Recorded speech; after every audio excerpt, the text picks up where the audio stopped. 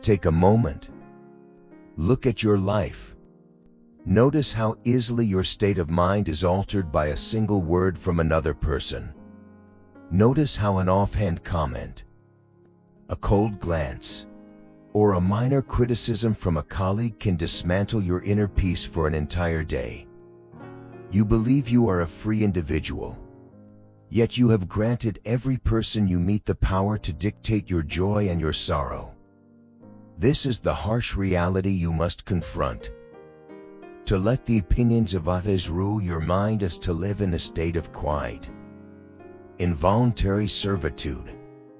It is of that you care because you are kind. You whisper that it's your nature to seek approval.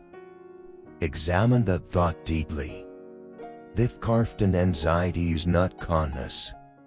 It is some form of self-betrayal. When you exhaust your spirit trying to satisfy the expectations of everyone around you, you are not practicing benevolence. You are confessing that your own worth is non-existent without external validation. You are placing your highest good into the hands of the preoccupied, the indifferent, and the deeply fly. Consider the hours you waste in the quiet of the night. Replay after replay.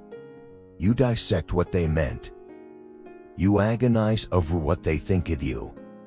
You construct imaginary arguments to defend your character.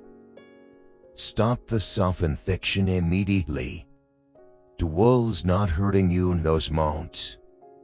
Your colleagues are sleeping. You critics have forgotten your existence. You are using your own imagination to brew poison that you then choose to drink. This overthinking is a failure of inner discipline. We must learn to look at human nature with clarity. People will judge you. They will misunderstand you. They will form opinions based on their own biases and insecurities. That is their nature. But your suffering does not come from their judgment. It comes from your refusal to accept that their thoughts belong entirely to them. Real tranquility is not a world where no one criticizes you. Real tranquility is an internal sanctuary where criticism is recognized as a mere external vibration. It is time to stop seeking validation from a world that cannot even sustain its own peace. It is time to return to the path of self-mastery. To navigate the complexities of daily life, you must first cultivate a profound understanding of human nature. Specifically, the subtle psychological traps that bind our spirit to the whims of the collective. We live in a society that quietly feeds on your desire to belong, transforming a natural human instinct into a profound condition of dependency. This is the social proof of trend, a condition where your mind becomes structured entirely around the expectations of others. You begin to modify your speech, you alter your behavior, and you suppress your deepest truths, simply to avoid the discomfort of disapproval. Look closely at this modern affliction. It is a quiet disease that compels you to please everyone at the cost of your own entirely. When you operate from this state of mind, you are no longer living your own life. You are acting out a script written by the anxieties of your peers. Every choice becomes burdened by a silent question. What will they think of me? This is no harmless habit. It is a systematic erosion of your inner freedom. By making the validation of others your primary objective, you willingly step into a psychological cage where the keys are held by the very people you seek to satisfy. Observe how this trap manifests in your daily routine through the architecture of comparison.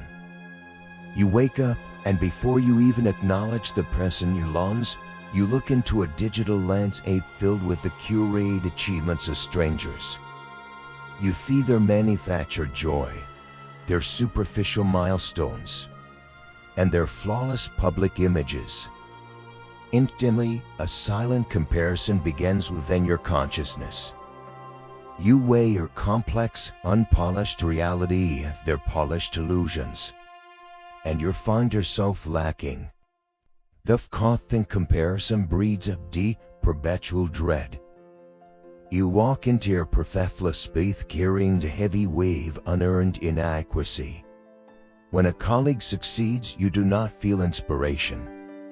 You feel a subtle threat to your own value. When an associate whispers in a hallway, your mind rushes to the conclusion that you are the subject of their derision. You become consumed by the phantom opinions of your social circle, exhausting your mental energy trying to decipher the unsaid, trying to adjust your posture to fit an invisible mold of acceptability. This is a state of constant, exhausting hypervigilance. The ultimate consequence of this lifestyle is the total loss of your internal compass. Every human being acquires a foundational core, an internal standard of truth and virtue that guides their actions regardless of the external weather. But when your eyes are constantly fixed on the reactions of others, that core begins to dissolve. You look outside for direction, completely forgetting how to look within. If the crowd praises you, you feel temporary worth. If the crowd ignores or criticizes you, your entire identity collapses into despair. Think of the sheer tragedy of this existence. Your emotional stability has no anchor. It drifts listlessly on the tide of public sentiment. You have allowed the external world to define what is good, what is valuable, and who you are. You have traded your authentic self-mastery for a fragile seat at the table of social acceptance. The voice of your own reason has been drowned out by the deafening roar of external expectations. To recover your clarity, you must recognize that this psychological exhaustion is self-inflicted. The people around you are not actively conspiring to steal your peace. They are simply living within their own confusion, fighting their own unexamined battles. They offer their opinions carelessly, without deep thought, and yet you treat their casual remarks as absolute judgments on your existence. You are overvaluing the thoughts of people who rarely take the time to evaluate their own thoughts. This psychological dependency can only exist if you choose to participate in it. The moment you begin to study these traits within yourself, the trap begins to lose its power. See the urge to please for what it truly is: a fear of isolation. See the habit of comparison for what it truly is: a rejection of your own unique path. The first step toward genuine emotional discipline is to stand fully exposed to this harsh truth. To acknowledge that you've been looking for your reflection in a broken mirror. It is time to turn your gaze away from the gallery of spectators and focus entirely on the quality of your own character. To heal from the exhaustion of this psychological dependency, we must anchor our minds in the ancient truths of those who refuse to let the world dictate their serenity. Consider the profound reflections of Marcus Aurelius, a man who held the highest position of responsibility in the known world, yet found his greatest solace within the quiet chambers of his own reason. He walked through crowded halls of flattery and whispered betrayal, yet he maintained a steady clarity by holding fast to a single, unshakable truth: that the opinion of another person exists only within their own mind. It does not touch your reality. Marcus Aurelius observed human nature with absolute honesty. He reminded himself every morning that the people he would encounter would be meddling, ungrateful, arrogant, and envious. Yet, he did not look at them with anger, nor did he allow their flaws to disrupt his tranquility. He realized that their mistakes are born out of a profound ignorance of what is truly good and beautiful. When someone forms a negative judgment of you, they are not describing your true character. They are merely revealing the contents of their own internal confusion. Therefore, to spend your life worrying about what takes place inside the minds of others is a profound waste of your limited existence. Their thoughts are not your property. Their proof cannot elevate your soul, and their condemnation cannot diminish your virtue. To try and manage how the world perceives you is like trying to control the movement of the clouds or the path of the wind. It is an impossible task that yields nothing but anxiety and despair. Your unique domain's your own mind, and that is where your full attention must return. This insight leads us directly to the foundational pillar of all Stoic wisdom, a concept left to us by Epictetus, known as the dichotomy of control. He demanded that a wise person look at the universe and draw an absolute line between two things: way up to us, and what is not up to us. Up to us our own opinions, our own choices, our own desires, and our own twin responses. Not up to us is everything else, including the actions, the expectations, and the spoken words of the people around us. When you truly internalize this distinction, a profound weight is lifted from your shoulders. You realize that when a colleague criticizes your work out of envy, or when a companion fails to appreciate their kindness, they are operating entirely in the category of things outside your control. You cannot reach into their mind and alter their perception, since it is outside your control. It is completely irrelevant to your inner peace. Your only responsibility in that moment is to ensure that your own response is guided by reason and emotional discipline. True freedom begins the mind is stop demanding that external conditions align with their wishes. You cease begging human nature to be something other than what it is. You accept that people will be short-sighted, selfish, and critical, but you also recognize that their flaws have no power to stain the purity of your own thoughts. You become a keeper of your own sanctuary, focusing entirely on cultivating wisdom and self-mastery, while letting the external variations of the world unfold as they must, without ever surrendering to equality to them. To safeguard this inner freedom, we must advance from simply categorizing the world to actively sheltering our thoughts within it. The ancient masters discovered that a mind left unguarded will naturally absorb the anxieties of its surroundings. To counter this vulnerability, they developed a practice that does not require you to flee from society, but to cultivate an unshakable quietude in the very midst of. This is the practice of indifference, a deliberate, meditative detachment from the unthinking noise of the crowd. Do not mistake this for a total absence of human feeling. The Stoic path does not ask you to transform your heart into cold marble, or to perceive nothing at all.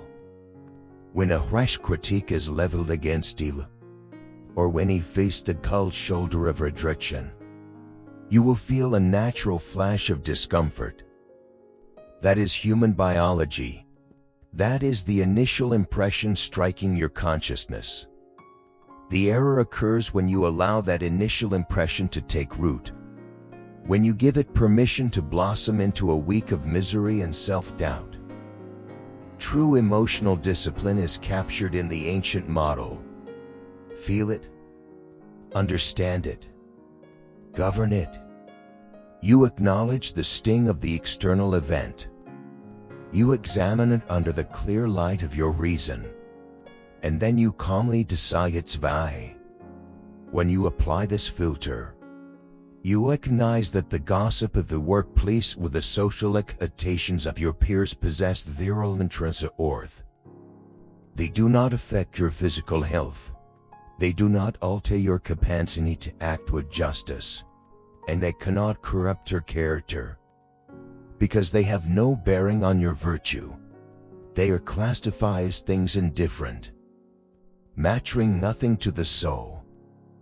By adopting a stance of indifference, you break the invisible threads that others use to disturb your peace. Imagine standing in the center of a crowded marketplace. Thousands of voices are shouting, averting beings around you. A person without discipline tries to listen to every voice, trying to answer them, trying to correct them. It can be utterly maddened by the din. But the wise person simply walks through the crowd, hearing the noise as a single, undifferentiated hum, like the sound of waves crashing against the distant shore. The waves rise and fall, but the shore remains completely unmoved. This is the ultimate realization of tranquility. You no longer resent those who judge or misunderstand you, because you realize their judgments are merely the predictable output of their current understanding. You view their criticisms with the same neutrality as you reveal a cloudy sky or sudden downpour. It is an external reality that you observe of tranquility, but you refuse to let it change the climate of your inner world. Examine the immense liberation that comes from this perspective. You are no longer performing for an audience. You are no longer begging the world to grant you a permission that you already hold. You have withdrawn your emotional investments from the volatile market of public opinion and placed them entirely into the secure vault of your own character. Let the world praise you or condemn you. Let them see your value or walk past you in ignorance. Your tranquility remains untouched, because your worth is defined not by weather's whisper, but by the quiet integrity of your own actions. With the foundations of ancient wisdom firmly set, you must now transition from passive understanding to the active fortification of your daily life. To rescue your mind from the exhaustion of overthinking, you must establish a clear and unyielding boundary around your attention. This requires the implementation of the filter reason. Think of your mind as a sacred space. At this very moment, you are allowing every passing opinion, every casual critique, and every social expectation to wander across your consciousness unchecked. You are treating your attention like an open road, and then you wonder why your spirit feels cluttered and weary. From this day forward, you must become a vigilant guardian of what you choose to entertain. When an external event occurs, whether it is a cold remark from a companion or a subtle sign of disapproval from your peers, it must not be granted immediate access to your emotions. It must pause at the gates of your reason. You must examine it with absolute detachment and ask a single question. Does this external comment alter the quality of my character? Does it prevent me from acting with justice, wisdom, and kindness? If the answer is no, then that comment is completely empty of significance. It does not deserve a single minute of your consideration. A singly draw the curtain on your indifference and leave that noise exactly where it claws, outside of your reality. This practice leads us to the heart of true emotional discipline, which is the establishment of your inner freedom. Remember the times principle of the ancient masters. View, understand, govern. To live a life of wisdom beyond me, you become an unfeeling stone. When you hear a harsh word or face an unfair judgment, a natural wave of discomfort may rise within your chest. This is simply human biology responding to an impulsion. Do not fight the feeling and do not judge yourself for its easy. Look at it coolly. A goal to its presence. But do let it become your master. Do not allow that brief flash of discomfort to transform into hours of resentment or nights of endless overthinking. Observe the emotion, understand its external source, and then use your reason to govern it before it can disturb your deeper tranquility. To maintain this discipline, you must completely relinquish the exhausting need to control what others think of you. Much of your mental fatigue comes from a misguided desire to correct every misunderstanding and win over every critic. You must accept a simple reality of human nature. Some people will never understand you. Some will misinterpret your kindness as weakness, and others will project their own insecurities onto your choices. That is their journey, not yours. You have an absolute right to let them be wrong about you. Let go of the heavy burden of needing to be validated by minds that are themselves filled with confusion. When you grant others the total freedom to misunderstand you, you simultaneously claim your own freedom from their influence. Their opinions are merely external circumstances as far beyond your control as the weather or the turning of the tides. Your only duty is to remain true to your own principles, to act with integrity, and to keep your internal compass steady. Let the world ripple and churn outside your gates, while you remain beautifully anchored in the quiet clarity of your own self-mastery. Once you have drawn the line scrutineous in your mind, you must learn how to project the boundary into your daily interactions. True emotional discipline is not a loud or aggressive display. It is practiced through an elegant and quiet refusal to engage with hostility. When an associate seeks to burden you with unearned guilt, or when a companion hurls a critical remark intended to shake your confidence, they are inviting you to join them in their internal chaos. This is the exact moment you must implement the art of elegant refusal. An elegant refusal begins with the absolute mastery of your physical presence.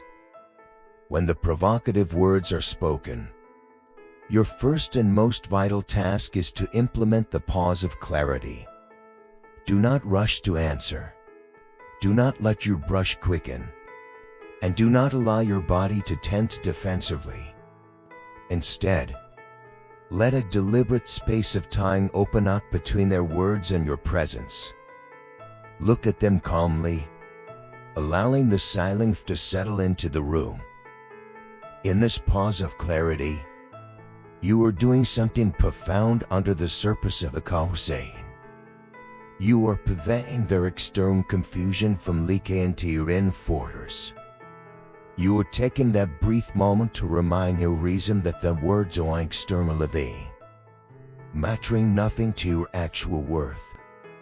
This quiet hesitation completely disrupts the momentum of the critic. They expect an immediate defensive reaction, but instead, they are met with a mirror of absolute stillness. By the time you choose to speak, you are not responding from a place of wounded pride, and from a position of unshakable clarity. This practice requires an unwavering self-discipline that does not falter based on your environment. Setting a boundary is not a temporary tactic to be used only when you feel energetic. It is a permanent standard of letting. Many individuals fail to maintain their tranquility because they compromise their boundaries to avoid a brief moment of social awkwardness. They allow an overbearing relative to diminish their choices, or they let a demanding colleague impose upon their time, simply because they want to maintain a superficial harmony. Every time you compromise a boundary to appease someone else, you are actively participating in the erosion of your own inner freedom. You must maintain your standard with absolute consistency, regardless of whose face you are looking at. Whether as an influential supervisor at your workplace, an old friend, or a member of your own household, the boundary remains identical. You treat their presence with utmost courtesy and respect, but you refuse to let their unexamined opinions penetrate your sanctuary. Let the world observe your stillness, and apprentice they will. And may quite distant. They may perceive you as unyielding or detached from their social gains. Their labels are merely reflections of their own confusion. Your only concern is to remain entirely true to the laws of your own reason. Keep your guard steady. Maintain the pause of clarity in the face of provocation. And treat your personal tranquility as a sacred property that can never be traded for the cheap comfort of public approval. The pause of clarity and your elegant stance of refusal provide the essential space for reflection.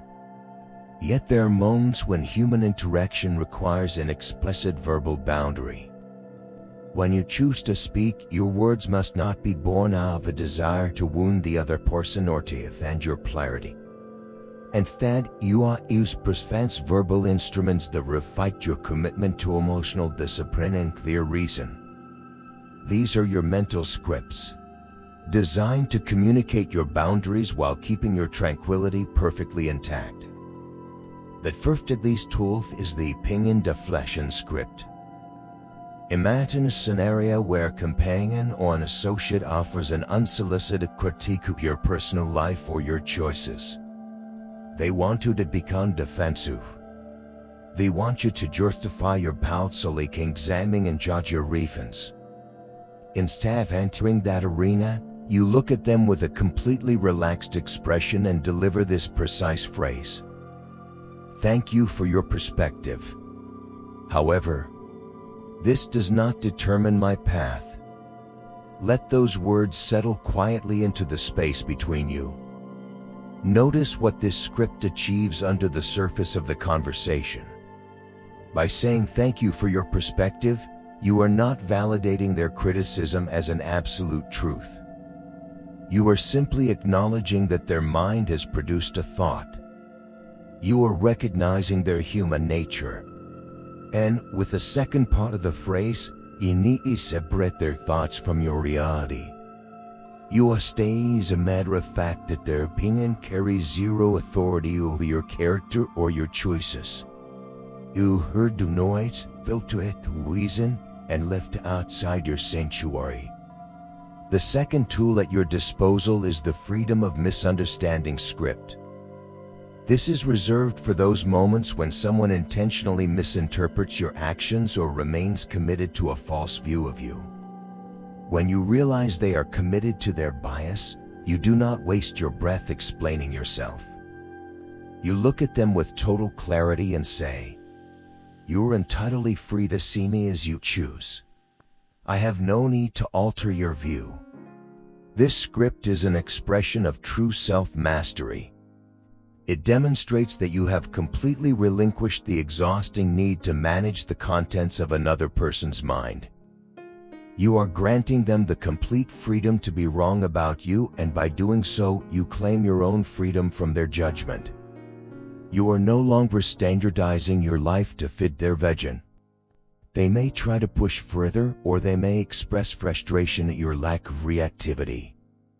But your boundary has been spoken in the language of reason, and it remains entirely unshakable. The words of your mental scripts are only as effective as the manner in which they are delivered. To ensure your boundaries are respected, you must understand that your fake presence carries far more meaning than the actual which you speak.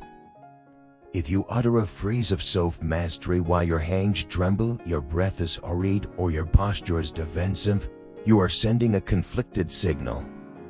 You are showing that your internal sanctuary is still in turmoil.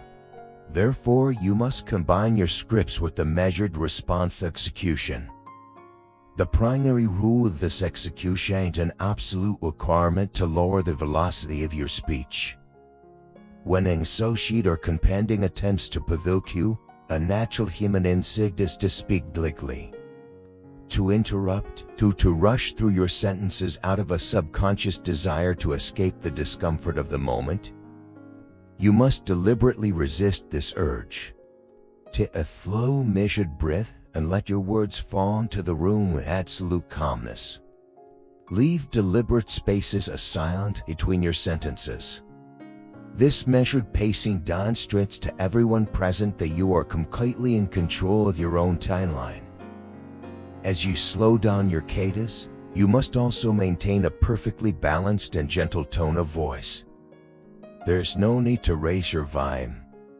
Raising your volume is a clear sign that your emotional discipline is cracked and that you are trying to use aggression to compensate for fear. True inner strength speaks with a quiet, steady resonance. Keep your voice flat, devoid of bitterness or hostility, and speak from a place of grown-up clarity. When you deliver a boundary script with this gentle firmness, it carries the weight of an unalterable reality. Simultaneously, you must bring absolute stillness to your physical body. Do not shift your weight back and forth, do not fidget with your fingers, and do not let your gaze wander anxiously round the room. Keep your eyes calmly fixed on the individual before you. Your posture should reflect the tranquility of your mind, relaxed, open, yet completely unyielding. This physical stillness, paired with your low, measured cadence, forms a powerful shield of emotional discipline. Imagine the profound transformation in your daily interactions when you deploy this mastery. An individual hurls an unfair criticism at you, expecting a storm of anger or a lengthy justification. Instead, you pause for a few seconds, look them in the eye with total serenity, and speak your script in a quiet, deliberate, and beautifully steady tone. They will realize in an instant that their words have failed to destabilize you. They've not encountered a reactive mind that they can point to the mud. They've encountered a person who has mastered the art of self-governance. The architecture of your mind has been fundamentally transformed today. Look closely at the heavy chains of social approval and overthinking that used to bind your spirit. They are nothing but dust at your feet. From this moment onward, you are no longer a helpless spectator in the theater of other people's confusion. You are no longer a leaf blown about by the careless words of an associate or the cold glance of a companion. You have reclaimed the governance of your own consciousness. You have stepped into the world with a deep sense of self-mastery. A calm entity who moves through the chaos of humanity completely untouched. Completely clear. Completely clear. This profound truth is not a luxury meant for the unexamined minds of the crowd. It is a separate practice meant only for those who possess the emotional discipline to cultivate. If these eternal insights of the ancient masters have fortified your spirit, if they added clarity to boundaries and tranquility to your vision, then let us ensure this wisdom reaches the rest of our intellectual circle. Express your silent alignment with these principles by interacting with the icons of affirmation below. Helping this truth circulate to those who are still searching for their inner freedom. Your fortress of reason is built, your guard is set, and your scripts are ready. Do not look back at the anxiety you left behind. Carry this absolute stillness into every room you enter. Let the world ripple its foolishness against the stone walls of your clarity, while you remain a embodiment of unshakable peace. Look to the exposition on your screen to deepen your mastery of human nature. Stay strong, stay wise, and keep living your truth.